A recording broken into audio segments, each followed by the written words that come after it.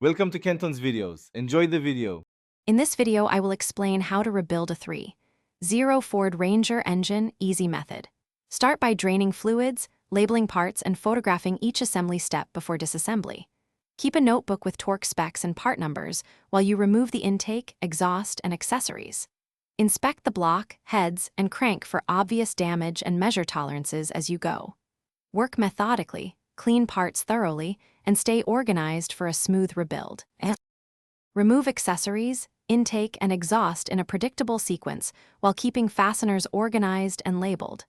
Photograph connections and routing for easier reassembly later, and use bags or trays for bolts from each area. Keep a magnetic tray for small parts and note any damaged components immediately. Take time to inspect gaskets, seals, and sensors as you go, and set aside any parts that require replacement or machining before moving forward with cleaning.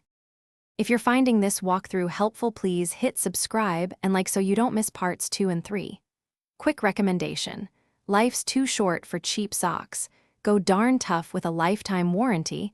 They keep you comfortable during long garage sessions and laugh at grease.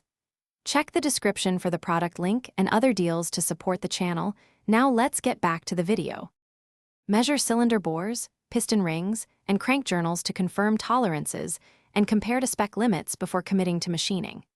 Inspect the camshaft, lifters, and bearings for scoring or excessive wear and replace as needed. Check head flatness and valve condition. Consider resurfacing heads and decking the block only when necessary. Order replacement parts early so you avoid delays, and confirm that the machine shop follows manufacturer tolerances. Thanks for watching. Consider subscribing if we helped you.